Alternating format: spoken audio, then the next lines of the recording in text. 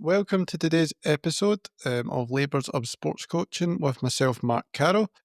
Not a new recording this week, but I thought it maybe offers a nice opportunity to actually go into the vault, if you will, considering the show has now been running for 60 episodes. To one of the first 10 episodes that I actually done for the podcast, and it's actually one of my favourite episodes. It was a conversation that I had with Professor Cesar Torres, who comes from the USA, is actually a sport philosopher and historian operating at SUNY Brockport University. And it was a conversation we had around competition in youth sport and the unfair criticism that sometimes is levelled at competition within youth sport. Sometimes being ignorant of the approach that we take to how we use competition is being slightly different from competition itself being innately problematic. It's like a lot of the things in terms of some of the themes that we carry forward into the podcast as a whole, there's nuance to things and we should avoid black and white thinking. It wasn't necessarily a conversation that I was really embedding self-determination theory within. It was very much just to allow Cesar to talk and explore through his own ways of thinking. But on reflection of it now, in the future, looking back, it certainly brings to light more from a motivational psychology perspective and looking at the coach creating motivational environment. It made me think about terms like ego involvement as somewhat a controlling mechanism where we might and often it's seen through competition, or at least competition is just it's seen as an easy partner to an ego involving environment in which there's a lot of a sort of zero sum goal around just normative comparison and therefore showing that you're better than other people, and that often would lend itself to to how can you do that in competition, and how the coaches maybe send the message around that being important about like their behaviours within a competitive space. But actually we really need to consider the various needs of the athletes, and in Cesar's talk it really did illuminate the idea of actually there's a lot of mastery focus that can be had within a competitive ethos that is around the shared collective pursuit of excellence. So as you listen to this talk, think about that and maybe try and see where you can transfer some of the conversation that we had into that sort of more nuanced view of things with a motivational hat on, and also take it as it is. This was way back when we initially, it was a bit of a broader spectrum of conversation in terms of the different topics that I looked at, and the podcast is a lot more focused in some ways, but I do like to dip in and out of it. So yeah, I just want to share it with you, share it with other people. I think a lot of people can benefit from this, and while I've got you as well, I would call to action. I'm really keen to get others' opinions on the show and input and where the show is going. I want to support your autonomy as such, because I'm very grateful for the committed listener base that we've got. I have an email, laboursofsportcoaching@mail.com. If you ever have like a conversation topic that's related to more so determination theory, the motivational environment that I found my sort of research area. Maybe you've got a topic that you want me to explore on the show, send it in. It could be anonymous if you like, that's absolutely fine. Or you could be open about it, it's absolutely whatever. I do not mind that at all. But the reason I say that is because I'm going to start to play around with maybe some more contextualized conversations, let's say, how do we support autonomy on a match day, or how do we support autonomy within a senior environment. So I just say that, put it out there. Equally, if you've got any thoughts just on the podcast as a whole, you want to give a bit of feedback, really, really important for me. So without any further ado, please enjoy this conversation with Cesar Torres and myself. Hi everyone, and welcome to this episode of Labours of Sports Coaching with myself, Mark Carroll. In today's episode, I've got the pleasure of being joined by Professor Cesar Torres, who is a professor in the Department of Kinesiology, Sports Studies and Physical Education. Cesar specialises, however, in the sort of philosophy of sport and the history of sport. Cesar, how are you? Firstly, it's great to have you here. Good morning, Mark. It's a pleasure to be with you. Thank you for having me in your show. Yeah, and I've been really looking forward to today's chat, particularly because it's on a subject that I think everyone has an opinion around, and it's very contested, and I don't think today even has to be around trying to display any one side of the argument, but the way your work actually looks at the argument, it comes at it from a point of view that I think is really helpful for understanding both sides a little bit better in this sort of mutualist view of competition in youth sports. So before we maybe get into that, because and again, for those that are just joined us, we're going to get into talking a little bit about that as a philosophical stance, but then understanding the sort of practical implications for us as coaches and the way perhaps we can carry ourselves in the way that we can work with our players, that sort of thing. So I'm really looking forward to getting into it. Maybe as a starting point, Cesar, would you mind telling us just firstly what motivated you to get into these sorts of philosophical arguments? Because it's quite an interesting sort of space you've made for yourself in academia around this subject? Well, when it comes to youth sport, it is such a presence in our cultures all over the world that it seems almost inevitable, if you pay attention to sports, to start thinking about all the issues surrounding youth sports.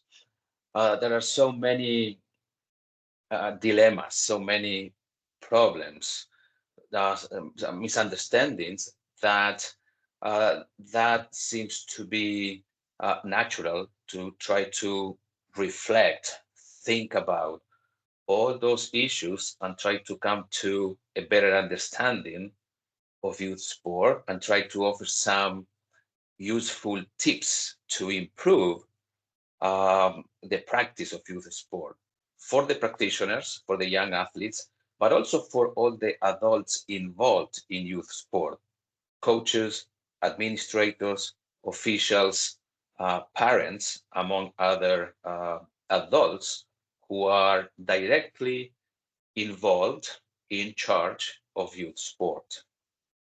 Yeah, I couldn't agree more. And I suppose what makes youth sport sometimes quite a contested area insofar as the different opinions that you'll hear is that we all want to do well by our children, and it's always often with good intentions for why there's so many different reforms that are brought in, but the reforms themselves have got shades of grey to them. So maybe we can speak a little now to this idea of competition. Then what we don't often see anymore things like point keeping with working with kids. We don't often see as much direct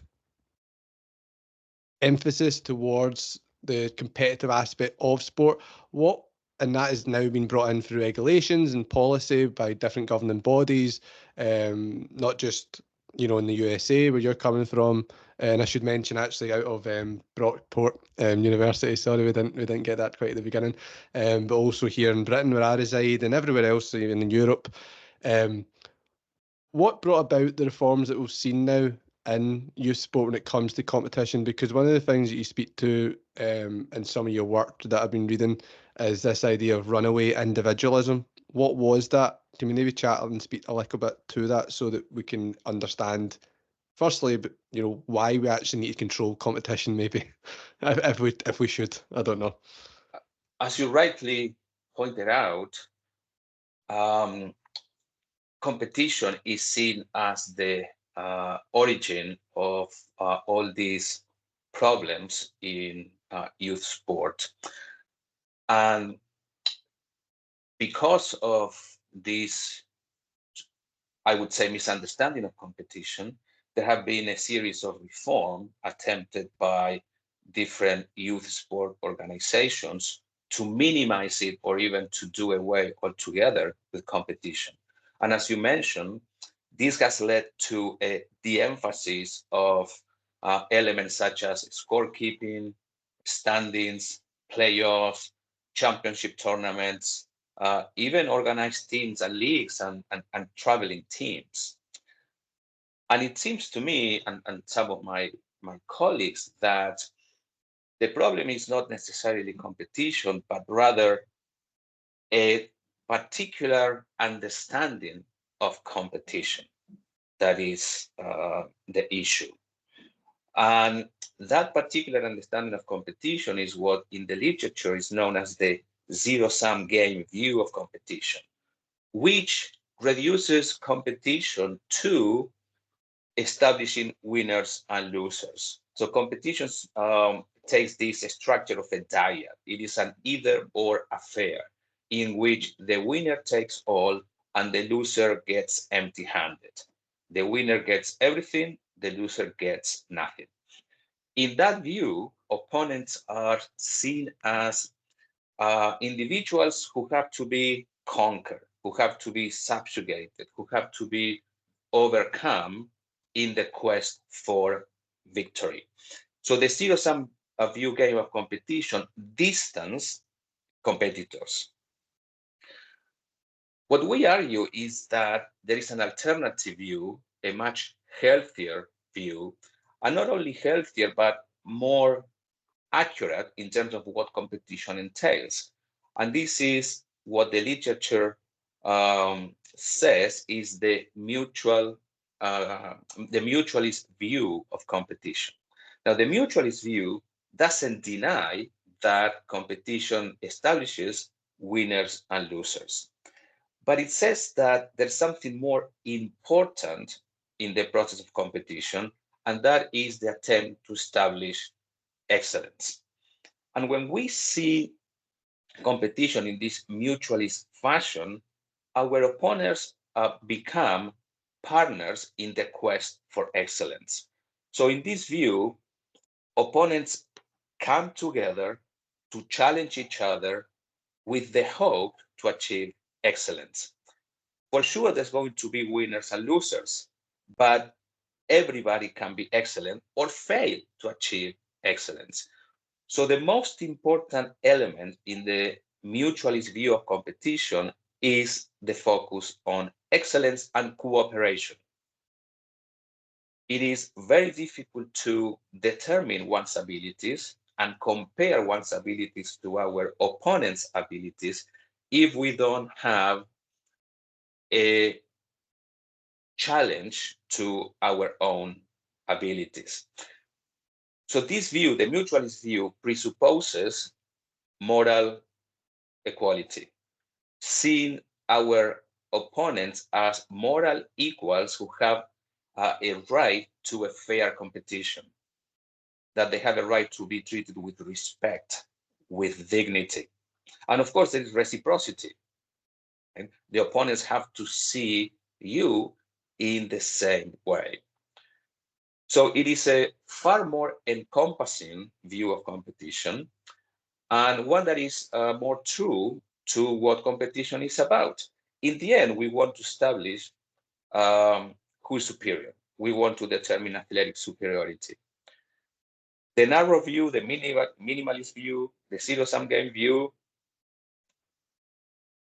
takes away, distance the competitors. The mutualist view brings them together and emphasizes on cooperation and excellence. And in order to embark on that quest for excellence, I need to respect, care for my opponent. And I know that this sounds counterintuitive, but if we care about excellence, becoming better, I need to care about my opponent. I need to respect him, her, they, but I also need to have a profound sense of care. I want my opponent at his, her, their best, because that's the only way in which we can all grow together in the path towards excellence. I mean, you say you want the opponent to be at the best, then does that then speak to some of the sort of moral grounds around like sportsmanship, around putting your best first and putting, you know, actually challenging them at what is your best? Because this is where I wonder if you might be able to help us understanding where does that view on things then conflict perhaps with some of these new regulations that you see everywhere that permeate the sort of youth sports scene, where, you know, playing time's guaranteed, where scores aren't kept. Because I'm wondering around, do any of those sorts of reforms actually help towards this view, or do they actually push us further away from it? Because if I'm a parent or I'm a coach I'm listening to that initial description of what you gave there, that pursuit of excellence, who wouldn't want to be part of that? Like, that's such an amazing thing that is, an amazing way of looking at things. But I don't know if the regulations and the reforms today actually are helping any further towards that view, or are they actually taking us away further? It's a strange one. But these reforms we have been implemented with the best of intentions. So there is no mind that those who have the competitions have done it because they care about children, youth, young athletes. But we have argued that these reforms are misleading because they send the message that children are competing, but they are not really competing. Right? So they spread a falsehood. The children are engaged in this structure in which they try to determine who is superior, but they are being told that they are not competing. So there seems to be a contradiction here. And once again, the problem with the reforms is that they have an understanding of competition that is not the most coherent, intelligible understanding of competition. So if we take the mutualist approach, there's no need to implement these reforms. What youth, the adults in charge of organized youth sport, to understand what a mutualist view. So there's nothing wrong with keeping scores. There's nothing wrong with keeping standings. They are just a measure of the excellence, the growing excellence that the two sides are displaying. Losing has become a sort of injury in our cultures, and it doesn't have to be that way. When we understand that we engage in competition to test our relative abilities, then an outcome becomes just an indication of where we stand in relation to ourselves and in relation to our opponents. And there's nothing morally wrong with being beaten by a superior opponent or being in the middle of the standings, right? So the mutualist view actually puts outcomes in the right place. Now, of course, it is totally fine to be disappointed in defeat. But the key question is, how did we play? Did we play up to our potential? Are we improving? Where do we need to improve things in order to be better competitors, and so on? And this is a process of self-reflection. When we are talking about team sport, this is a collective reflection in which we can grow because we see our strengths, we see our weaknesses, we see where we can grow. So winning and losing becomes part of a process, not the most important element in a process. Right? It's not the culminating element of the process. It's one more step, significant, but not the most important. So if we, sorry, Mark, but if we focus on excellence, then we can put outcomes in perspective. Outcomes are an indication that help us to assess how that process unfolds. But behind every outcome, there's a process by which it was established. The mutualist view would take a look holistically at the whole process, including but not exclusively highlighting the outcomes of competition. Yeah, because when you put it that way, it just seems so much more harmonious with the sort of rhetoric that I more typically hear, that we don't want to necessarily be focusing on the story. We want to actually focus on self-mastery, and we want to focus on getting better bit by bit. But by taking away things like the store and taking away things where there is a real acknowledgement that, you know, you lost or you won, we probably are denying young kids yet another metric that they can use to help judge where they're at on that path to self-improvement. It doesn't need to be that we're either one way or the other. It seems like this is just another training modality like anything else. It can, for me, I've always felt it's dosage that matters, or perhaps the use of it. But this is where the sort of crux of this conversation is leading to. It's that this seems to be about how people approach competition, what attitude people have towards it, and how do they use it, because that's probably where there's problems, not competition. Competition is there, it's innate to sport. How can you do a sport without there being a competitive element to it?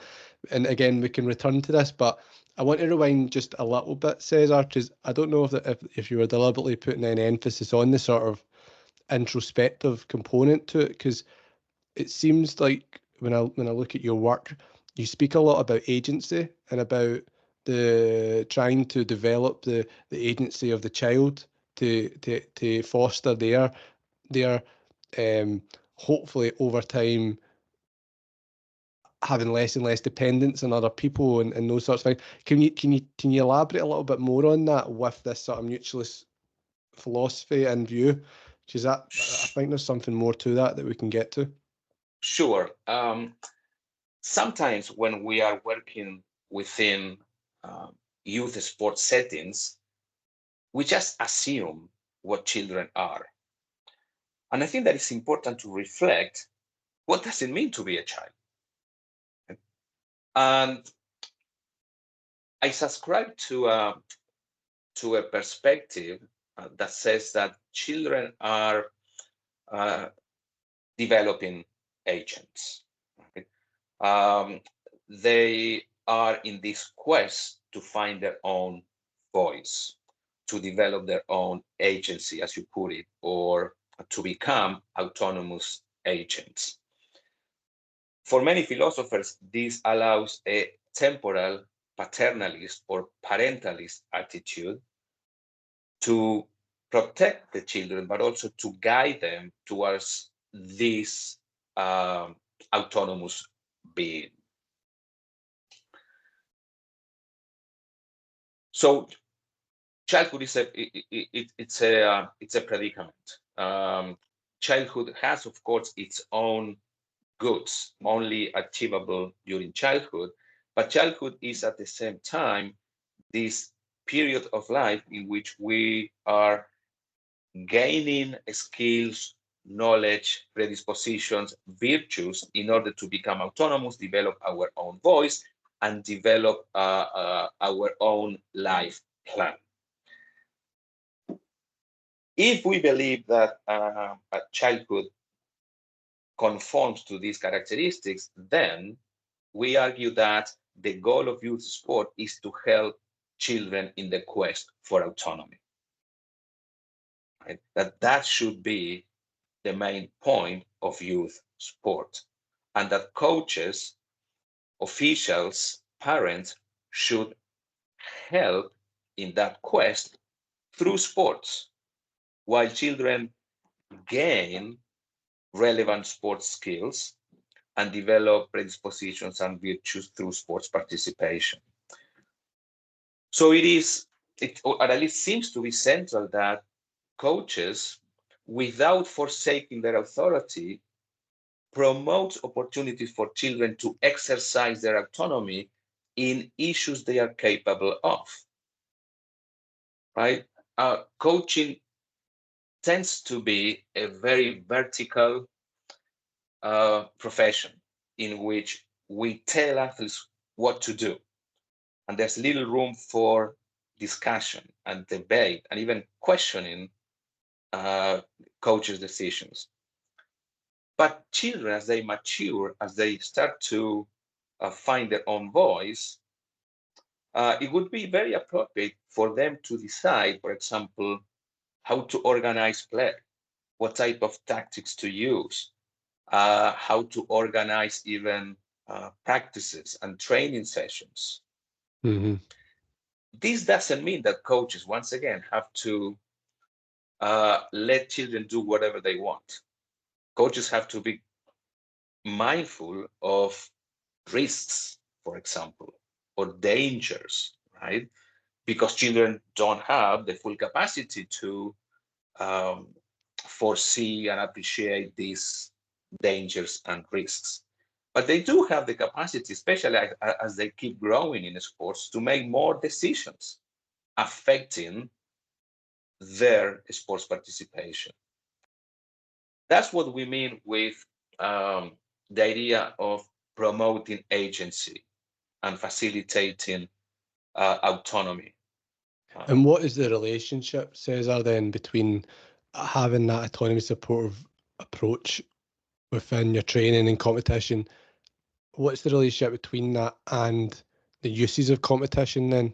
Is competition the benchmark or the assessment or the frame of reference that we then go back to where not your self, Sean or Timmy or Lucy, their self-regulation that is working, so they go through a further, or it's not working, so they go through a further process of self-creation or development?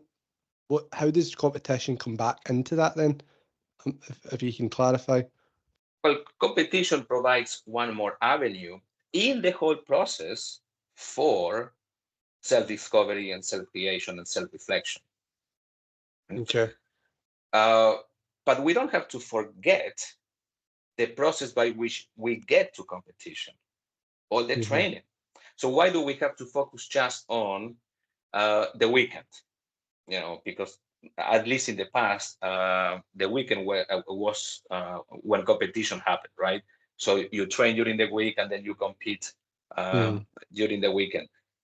But we have to take into account the whole process, not just the weekend, right? But it is true that when you compete, you are testing your abilities in relation to someone else's abilities. So that is significant to see whether you have improved, whether you are stuck, whether you realize what you need to improve, and so on. Now, children need guidance here because they might think that they need to improve X, whereas the external view of the coach with more experience, with more mileage, I say, well, maybe it's not just X, but also Y and Z. Right? But ultimately, the idea is that children reflect on what they are capable of doing in order to improve. And competition gives you a measure. Now, there are two measures that you get in competition. People tend to believe that it's only one measure, right? You get a testing measure. So, well, how able I am at soccer, for example. But then you get a contesting measure, which is how do my soccer skills compare to my opponent's soccer skill? So you have testing skills and you have contesting skills. So competition is significant from that perspective, from the cooperation, from the mutuality, from working with an opponent. But significant doesn't mean the most important element. If we look at youth sport holistically, every aspect of it is important. And what to play devil's advocate then just says that when you're talking about there's different measures, and I agree with that. What's your response then to the opposite opinion where we may be able to tell that and we may be able to run with that as adults, but when you put children into environments where there's stores, and how do we get around the potential for them to only see one measure? Because I wonder if that's where it becomes a bit, this is where the tension arises, is that, where with all the best intentions and the best viewpoints that we can put forward to the kids, sometimes performance and learning don't go hand in hand if performance is seen as that in a zero-sum way, and that, you know, a competitive environment does give nothing at times other than a zero-sum. You have win and loss in the eyes of a child, because I think that's one of the problems that coaches have. So I mean, I work in an academy space where you are thinking longer term with a kid. You tell them about taking risks and these sorts of things, but they will still come off the park more often than not, at times feeling discouraged based on the last 5 minutes where they conceded a goal, and everything else that comes before then is sometimes gets forgotten about. But then I don't know if this isn't necessarily even maybe an argument against this perspective, but is this just the case that we need to get this perspective in earlier, and maybe, because I'm thinking you're thinking kind of holistically, and you mentioned that word, and I also see sometimes the problems with competition has been an ecological problem, because we create the environments and the kids are given opinions and viewpoints that we lend to them as coaches or as parents. But that's I'm just wondering what's your opinion around the tensions, because that's the hard part, because it's very hard to convince children sometimes to see things the way you want them to. So where do we get to with this perspective because of that? Well, it is hard. It is very hard because coaching is, um, in this sense, a profession that is strongly related to teaching, to education, and that's very tough, right? It's difficult. It takes a lot of patience, a lot of effort. So yes, there's going to be disappointment. There is going to be disillusionment, but that is all part of the process. So I don't think that this is an argument against the view that we are proposing. I think that is an argument to actually reinforce our efforts to help children see competition in its full complexity. Mm. Now, of course, you mentioned an ecology. Now, children, turn on the TV or watch at their tablets or any other device to follow professional games, and that's what they see, right? So the larger culture is not conducive to the view that we are promoting, the mutualist view of competition. But what's the alternative? To give up, drop our hands, and say, that's it. As an educator, I can't do that. So perhaps this is another element to reinforce that when a coach takes a mutualist approach to competition, the role of the coach as an educator becomes even more prominent, more visible. And being a teacher, being an educator is no bed of roses, right? And we have to come to terms with this. That this is difficult, that there's going to be resistance, that it is a long process, and that the fruits are not seen sometimes overnight. It takes many long nights to see the fruits of this perspective. And is One that suggestion, yeah. sorry, Mark, to interrupt, Yeah, but no, continue. one suggestion is to not work in isolation, but rather work in teams and to form communities. So if you're coaching a team that is part of a league, maybe it's a good idea to convene the leaders of the league and try to come to some basic understanding about the perspective of competition that is going to be taken during a season, during a league. We tend to focus on our own team. But what if after a match, after a tournament, teams get together to reflect together on what they did right, on what they did not so well, on what they can improve, Mm-hmm. So we need to use a little bit yeah. our imagination here to think outside the established structures.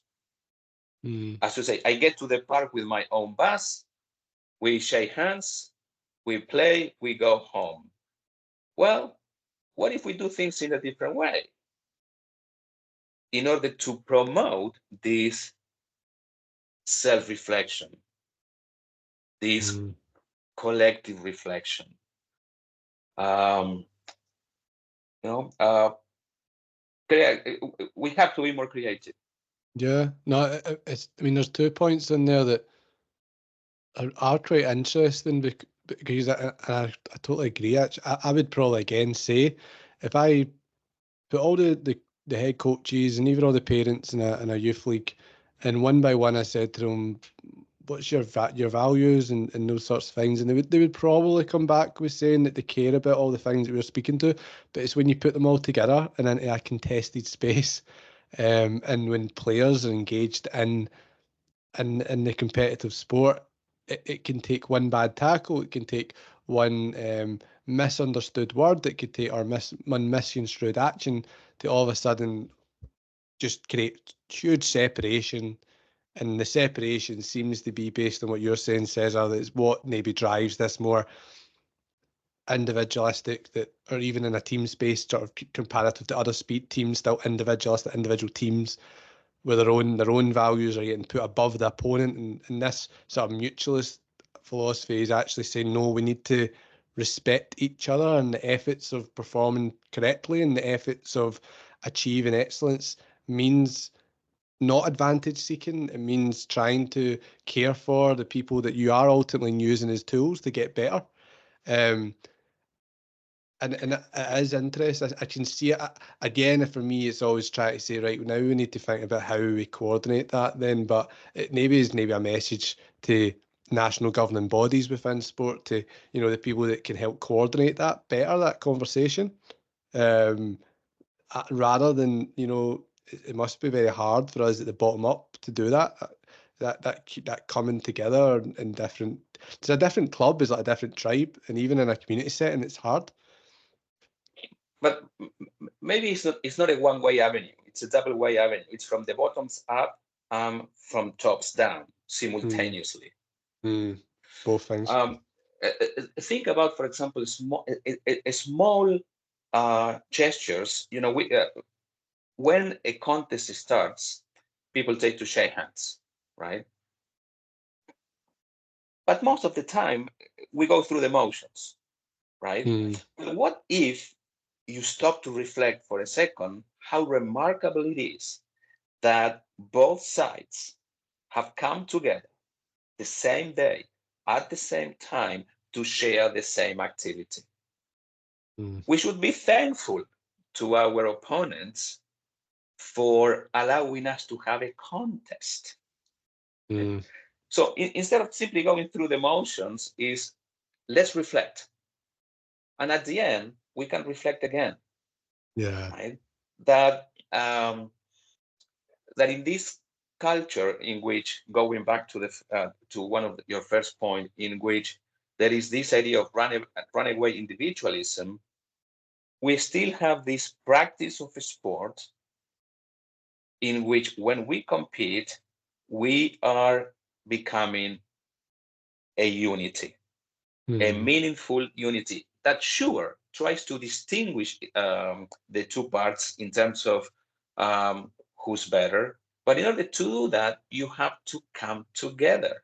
And if there is no opponent, there's no match possible. Because I'll tell you straight away, most certainly the kids I work with, or any kids, to be honest, shaking hands with opponents like a chore. You're told to do it. They get it done as quickly as they can, and then they turn away from them and they separate again. And because it becomes a chore. Yeah. It is not something meaningful any longer.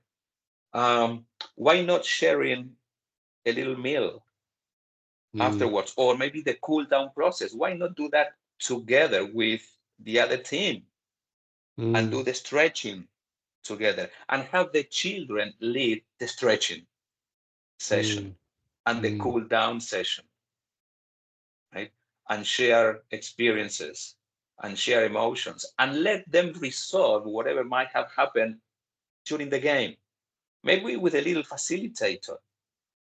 But why did I get so upset after that tackle? Or what's the best way to resolve the trash talk that happened during the game? Right? So when you emphasize on the educational aspect of competition, you start to see more opportunities to appreciate the mutualist view of competition and provide children with more opportunities for agency development. In the process, they develop their skills, they improve their mastery, and they socialize as well.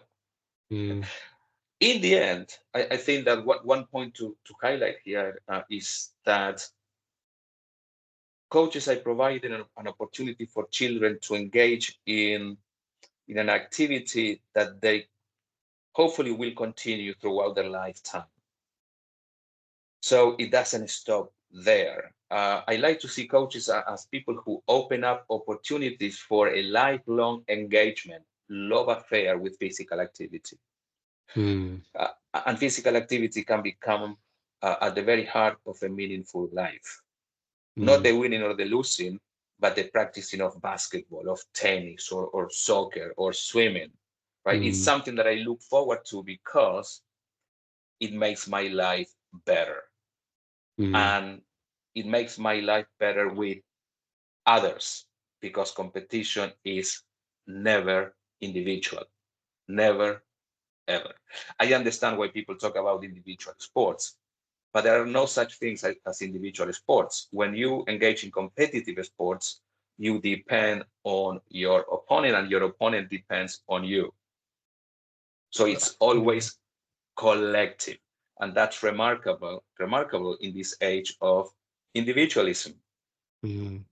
It's actually, I mean, that is such a powerful sort of way of seeing things in a way, actually, Cesar, because what you've basically went to is almost like a sort of moral code of how you would want to live, and again, how would you want to treat your neighbour. And it's like sport is a microcosm of society, and that this gives us a view for how we can work together to build a better society. And I don't think that's something that has to be muted in performance spaces. This again, as you spoke about earlier, we're still in the pursuit of excellence. It's still in the pursuit of standards.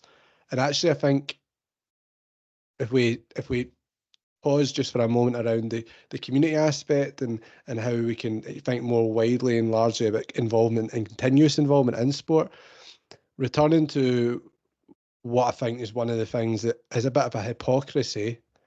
I see a lot of coaches or parents or whoever, these stakeholders, but we'll focus on the coach, who with all good intentions will try to reduce the acknowledgement of the score or competition and who was better, who was worse on the day, as a means of protecting the child and looking after their well-being. But if as you've looked more at the macro level and the longer term game, and actually what is the responsibilities of the coach as a teacher, as an educator, we risked, and this is a little bit of just my personal opinion, we risk creating fragile, in some ways weak, or in some ways ill-prepared adults if we do nothing but validate and do nothing but shelter them from experiences that right now can suck.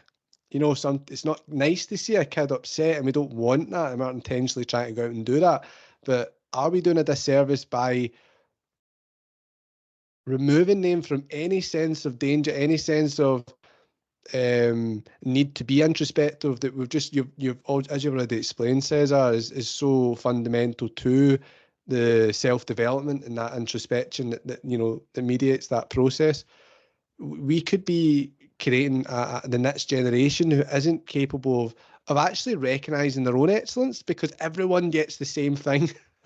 And it's like we're attaching the promise of the same outcome when there's different levels of capacity or excellence, or the things that we know we should be really talking about and shouting about in the process of that. And we're removing a very direct, tangible metric for measuring that. And again, not in a way to separate, but in a way to give everyone further information on where they stand in their own journey of self-development. And it's like, I think that children sometimes need to come back from sport feeling a bit upset. They need to learn about these things so that they can build a better and more reinforced and stronger self. It does get taken advantage of.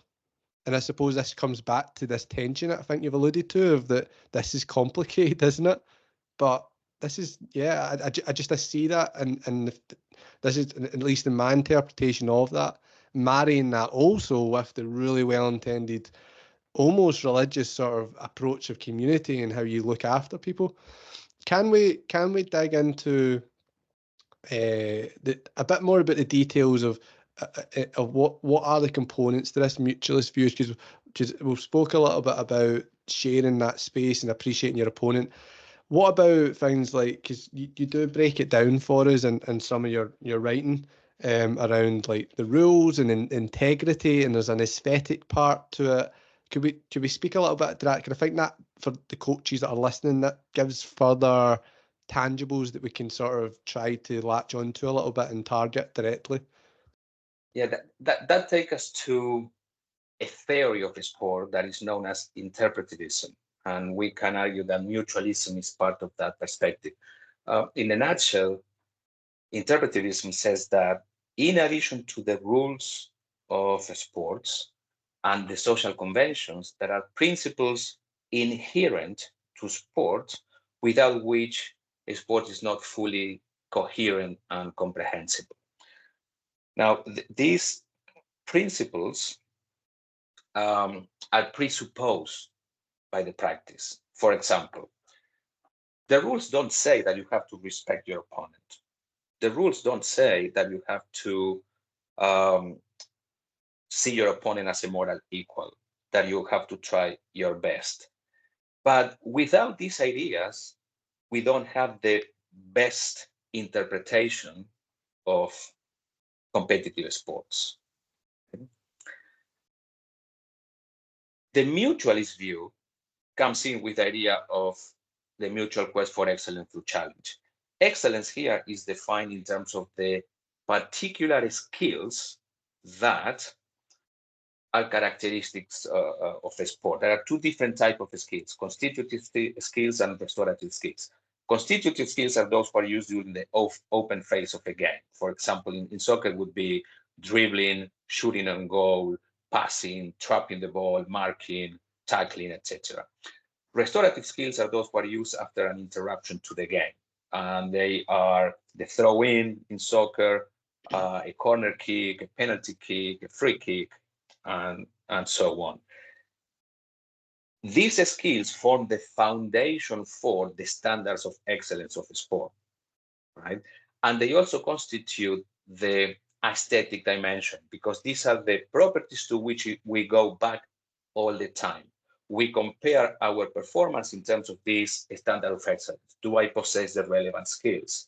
And what's my degree of possessing these skills in relation to my opponent? So there's always a dynamic of moral values and aesthetic values in this interpretivist approach to sport. So when you engage in competition, it is not optional. There's no way out. You need to be respectful of the rules. You need to be respectful of your opponents, the officials. You need to perceive your opponents as moral equals with the same interests you have in a fair contest. So there's a concern for justice. But at the same time, there is a concern for the aesthetic dimension of the game. You want to become better at the skills that define and characterize the sport. So it's this combined moral aesthetic compound that we are introducing children to and that they grow into. Mm-hmm. And under this perspective, once again, let me reiterate this. It is not optional to be fair, to be respectful, to be caring, and to commit yourself and devote yourself to excelling at these skills, because that's what the sport is about. So coaching is at the same time moral teaching and aesthetic teaching. You cannot separate the two. They go hand in hand. So I know that this is maybe unusual for coaches to think about, but they are teaching at the same time moral values and aesthetic values when they are coaching, and appropriately so. So when you speak, just what you're getting me thinking a little bit is around the aesthetic component, because one of the things that again is sometimes levelled at, I'm not going to say overuse anymore, because I think as we are speaking, this is about the misuse and the misinterpretation of competition. I think in terms of the language we use here, we need to get away from this overuse of this misuse. But in one of the misuses of competition, perhaps because if it becomes too zero-sum and too about getting more than the opponent, sometimes the way the game is played maybe moves away, subjectively speaking, from perhaps the more purist, more positive, more helpful developmentally way that we maybe see sport in the way that it should be played in terms of offensive or whatever. But again, is that in itself something that should be celebrated too? Because how can you learn things around strategic, thinking in a match? How can you learn things around decision making when you're up, decision making when you're down, unless we see different styles that to some extent are aiming towards an outcome? Because if there isn't an intention to win or an intention to equalize, how would you expose in a very real, powerful intention to do it and not, try to do it? If there isn't something that's as tangible sometimes as there is a score and you could win or you could lose, how would they be able to see and then teach kids and develop them within a space of strategic planning and decision making that is real, that will actually help them in sport as they progress, or again outside the sport if we think about the wider benefits of this? What's your view around that? Is that aesthetic? I don't know if I'm misunderstanding the aesthetic part, but it's making me think that way. I don't want to demonize the zero-sum element in competition, right? But we have to see the intention to win, which is fine, as an attempt to achieve excellence. Mm-hmm. So then the celebration becomes not a celebration of just winning, but a celebration of having achieved excellence, and having achieved that excellence in together with someone else. So we are never excellent in isolation. We are excellent in a togetherness, right? So what we should celebrate then is not simply the winning, is the communal aspect of excellence, the learning, the community, right? So the intention to win is not in itself problematic. The question is, why do you want to win? And if it's simply to become victorious and to dominate my opponent, well, that seems to be quite different than if we say, I want to win because I'm aspiring to achieve excellence. So how we rationalize these things is extremely important, especially when working with children. So the problem is not to try to win. That's fine, but it's why do you want to win? And in the process, what are you willing to do? And what are you willing to sacrifice or not? What are you willing to emphasize or de-emphasize? That must make for a very, sorry, just one thing, Cesar, that would make for a very powerful conversation, because I would imagine the response you get when you ask that question, why do you want to win? that must open up so many doors to conversation around, you know, why they're there in this excellent conversation. Because that, I mean, I think that'd be so interesting to ask. Why do you want to win? I don't think as coaches we ask that question. We assume that we know the answer to that question, but that's going to open up a door to teach that development for that kid and the wider moral stuff around this. Very good. And what you are saying, Mark, I think that it's a great example of how asking that question, which we assume the answer to, gives an opportunity to embark young people in a mutualist view of competition. Now, of course, we don't have to call it like this with children on the field. Right? We don't have to say, today we're going to learn about the mutualist view of competition. No, it is about saying, well, why do you want to win? What is your motivation? And what is the role of your opponent in your desire to win? And what are you willing to do? What are the limitations to your behavior in terms of your desire to win? So we have an opportunity. And sometimes it sounds like a cliche that a challenge is at the same time an opportunity. But I think that in this case, it is. And instead of assuming that we know the answer to this, if we are coaching a team sport, it will very, very good at the beginning of a season to start with questions such as this. What do we want to accomplish? Right? Why do we want to win? And collectively set goals. And show children that there's an alternative to this either or, win, lose, win at all costs framework.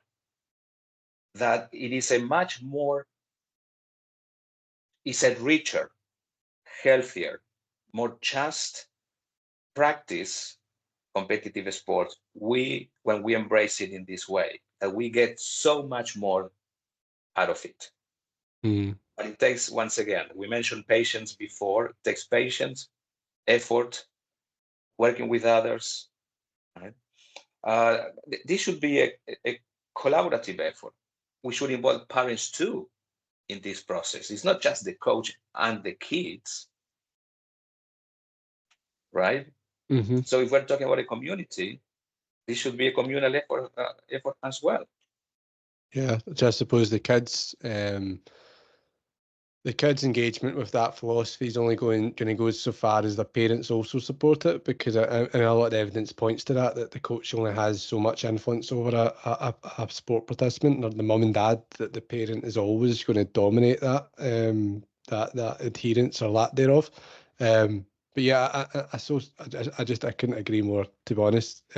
Cesar, I think what you're presented us with here is that it's offering a defensive competition that can't be easily poked at as being a typical, you know, not with the kid's best interest at heart, this sort of the egotistical, you know, the sorts of labels that's often put at anyone who praises competitive spirit in youth, because it's just such a strangely tense area. And I think what you're giving us here is a framework that, as coaches, we can rewire ourselves to start to not think about what taking away competition does to help children, but actually what taking away competition does to disservice them in some ways, and disservice and reduce and saturate the opportunities that we can have to teach them wider lessons in the pursuit of excellence and growth and agency and all these other things. And if we can't control that, if we aren't helped in some ways, but tops up by our national governing bodies, we need to take charge in some way, if it's at a community level, to develop a more cooperative ethos with other teams, and to really emphasise the parts of game day that I think we do see as chores, if it's to do with how we interact with opposition, the time we spend with them, to stop seeing them as opposition, but see them more as collaborative partners. So thanks so much. I'm conscious that we've got very limited time. If I could just very quickly ask you, why should coaches care about the philosophy and the philosophical arguments? Because they're surrounded so much with the empirical evidence and the empirical arguments. what is it about your way of seeing things that you think's useful that we could enlarge into a wider audience here, coaches? Because in everything coaches do and say, there's at least an implicit vision, theoretical vision of that they are implementing. The more aware they are of what they believe in, they would be in a better position and they would be more effective. And there's no way to challenge your views if you don't reflect on them. Mm. So instead of assuming, well, we should, like we ask our young athletes to do, coaches should also self-reflect on what they do, why they do it, and what are they doing for. So it seems to me that a reflective coach is a better coach. And asking all the time why I'm doing this, how can I do this better, helps coaches be more successful. So I think that is inevitable. If you care about what you do, you need to be asking these sort of questions. Yeah. No, Cesar, thanks so much for coming on and sharing that insight. It's absolutely fascinating. I could speak to you about this all day, but I'm aware that you're already being very forgiving and generous with your time. So, so thanks so much for that, Cesar. Hopefully, for those that were listening, enjoyed that even half as much as I did. And yeah, so yeah, just again, Cesar, thank you. Thank you for the opportunity, Mark. I really enjoyed the conversation, and all best wishes with your podcast. Thank you. And for those that are listening, guys, I will see you next time.